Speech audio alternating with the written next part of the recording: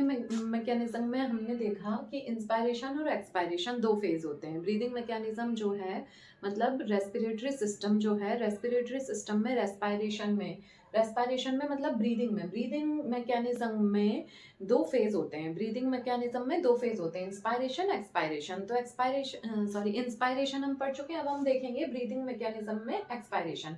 तो सबसे पहले ये देखते हैं कि एक्सपायरेशन का मतलब क्या होता है। Expiration means expulsion of air. Expiration का मतलब है expulsion of air.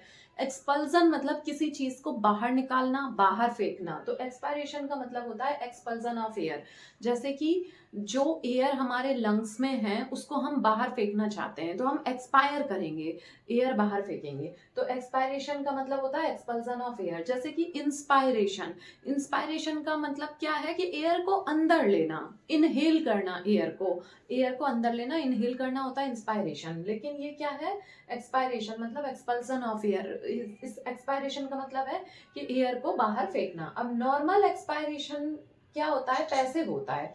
Normal expiration passive होता है हमेशा। इसका मतलब क्या है, नॉर्मल एक्सपायरेशन का मतलब है कि जो एक्सपायरेशन हमारा नॉर्मली हर टाइम चलता रहता है 24 आवर्स, जो नॉर्मली एक्सपायरेशन अपना चलता रहता है वो हमेशा पैसिव होता है। पैसिव का मतलब ये है कि हम कभी भी जो हमारा नॉर्मली टाइडल वॉल्यूम मतलब कि जो हम नॉर्मली सांस ले रहे हैं, जब हम पढ़ रहे हैं, लिख रहे हैं, खा रहे हैं, सो रहे हैं, हमारा ध्यान तो उस तरफ नहीं है कि हाँ अब हमें एयर एक्सपायर करना है, बार बार अब हमें एक्सपायर करना है। मतलब हम एक्टिव होके तो नहीं करा रहे हैं ना उसको, तो वो तो पैसिवली हो ही रहा है। तो नॉर्मल जो एक्सपायरेशन होता है वो हमेशा पैसिव होता है। Relaxation of diaphragm and external intercostal muscles. Expiration में क्या क्या मसल्स काम करती हैं कि एक्सपायरेशन के दौरान मतलब जब हम एयर बाहर फेंकते हैं तो एक्सपायरेशन के टाइम पे रिलैक्सेशन ऑफ डायफ्राम, डायफ्राम एक बहुत बड़ी मसल है इसकी रेस्पिरेटरी सिस्टम की। तो रिलैक्सेशन ऑफ डायफ्राम, डायफ्राम जो है वो रिलैक्स होता है। एंड एक्सटर्नल इंटरकोस्टल मसल्स मतलब डायफ्राम और एक्सटर्नल इंटरकोस्टल मसल्स रिलैक्स होती हैं एक्सपायरेशन के टाइम पे। जब एक्सपायरेशन होता है तब क्या होता है कि डायफ्राम और एक्सटर्नल इंटरकोस्टल मसल्स वर्क करती हैं और ये क्या करती हैं, रिलैक्स होती हैं। Relaxation of diaphragm and external intercostal muscles. External intercostal muscles को क्या कहा जाता है शॉर्ट में, ईआईसीएम। ईआईसीएम मतलब एक्सटर्नल इंटरकोस्टल मसल्स। तो relaxation of diaphragm and external intercostal muscles होगा। Thoracic cavity volume returns to normal मतलब जो थोरेसिक कैविटी जो है हमारी, थोरेसिक कैविटी का जो वॉल्यूम है वो नॉर्मल पे वापस आ जाता है। थोरेसिक कैविटी का जो वॉल्यूम है वो नॉर्मल पे वापस आ जाता है कि thoracic cavity volume returns to normal. Normal पे वापस आने का मतलब ये है कि जब हम इंस्पायरेशन करते हैं, जो हमने लास्ट पढ़ा इंस्पायरेशन, जब हम इंस्पायरेशन करते हैं तो उस टाइम पे थोरेसिक कैविटी का वॉल्यूम जो है एयर के कारण बढ़ जाता है। जब इंस्पायरेशन करते हैं तो थोरेसिक कैविटी का वॉल्यूम जो है वो इंस्पायरेशन के कारण, एयर के कारण बढ़ जाता है।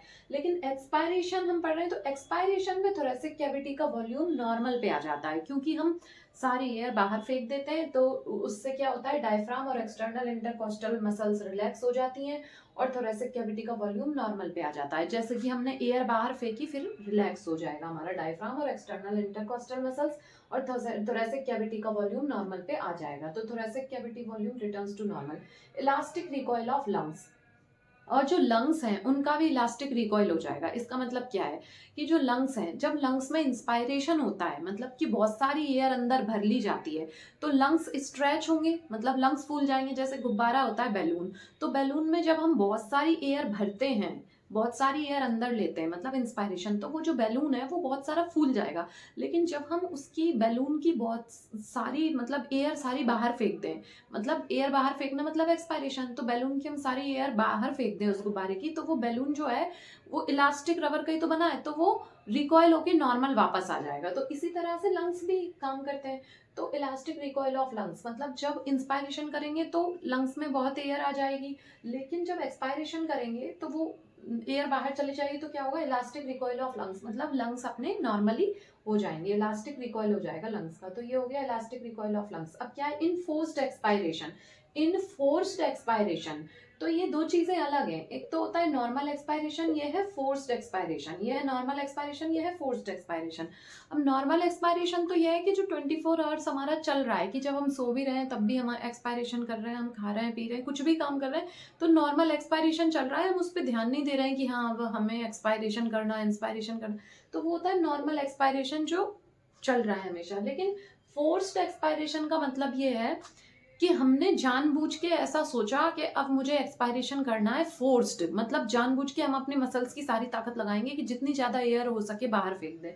तो नॉर्मल एक्सपायरेशन तो ये है कि हम कोई भी काम कर रहे हैं तो नॉर्मल एक्सपायरेशन चलता जा रहा है, हमारा उधर ध्यान नहीं। लेकिन फोर्स्ड एक्सपायरेशन का मतलब क्या है कि जब हम अपनी मसल्स से ज्यादा ताकत लगा के और कोशिश करेंगे खुद से फोर्स करके कि ज्यादा हम एक्सपायर करें, मतलब एयर ज्यादा बाहर फेंक दें। तो ये दो अलग कंडीशन हो गई। तो इन फोर्स्ड एक्सपायरेशन में क्या होगा कि ये फिर एक्टिव प्रोसेस है। एक्टिव प्रोसेस मतलब हम खुद से उसको कर रहे हैं ना, एक्टिव प्रोसेस मतलब हम खुद से उसको कर रहे हैं, ये अपने आप खुद नहीं हो रही है, इसको हम एक्टिव होके कर रहे हैं, ये एक्टिव प्रोसेस है। बल्कि नॉर्मल एक्सपायरेशन तो पैसिव प्रोसेस है, मतलब वो होती जा रही थी खुद से। लेकिन जो फोर्स्ड एक्सपायरेशन है इसको हम एक्टिवली, इस प्रोसेस को हम कर रहे हैं कि नहीं, फोर्स्ड एक्सपायरेशन मसल्स से ज्यादा हम कोशिश करके एक्सपायर करेंगे एयर को ज्यादा। thoracic volume is decreased by contraction। thoracic volume जो है वो तो contraction से decrease हो गई of abdominal rectus and internal intercostal muscles। thoracic volume is decreased by contraction of abdominal rectus and internal intercostal muscles। तो क्या होगा, फोर्स्ड एक्सपायरेशन में thoracic वॉल्यूम कम हो जाएगा, thoracic वॉल्यूम कम हो जाएगा फोर्स्ड एक्सपायरेशन में। कैसे कम हो जाएगा, क्योंकि कॉन्ट्रैक्शन होगा एब्डोमिनल रेक्टस मसल का और इंटरनल इंटरकोस्टल मसल्स का। थोरेसिक वॉल्यूम जो है वो डिक्रीज हो जाएगा, किसमें, फोर्स्ड एक्सपायरेशन में थोरेसिक वॉल्यूम कम हो जाएगा, मतलब डिक्रीज हो जाएगा। क्यों, क्योंकि फोर्स्ड एक्सपायरेशन में कॉन्ट्रैक्शन होगा एब्डोमिनल रेक्टस मसल का और इंटरनल इंटरकोस्टल मसल्स का। तो in forced expiration the thoracic volume is decreased by contraction of abdominal rectus and internal intercostal muscles। इसका मतलब ये है कि फोर्स्ड एक्सपायरेशन जब हम करते हैं तो उस टाइम पे एब्डोमिनल रेक्टस मसल और इंटरनल इंटरकोस्टल मसल्स वर्क करती हैं। फोर्स्ड एक्सपायरेशन में एब्डोमिनल रेक्टस और इंटरनल इंटरकोस्टल मसल्स वर्क करती हैं, एक्सपायरेटरी मसल्स हैं ये। तो हमने पढ़ा कि जो रेस्पिरेटरी सिस्टम है उसमें रेस्पायरेशन होता है, मतलब ब्रीदिंग मैकेनिज्म। इसकी दो फेज होते हैं, इंस्पायरेशन एक्सपायरेशन। तो एक्सपायरेशन हम यहाँ पे देख रहे हैं, तो एक्सपायरेशन का मतलब होता है एक्सपल्जन ऑफ एयर, मतलब एयर बाहर फेंकना।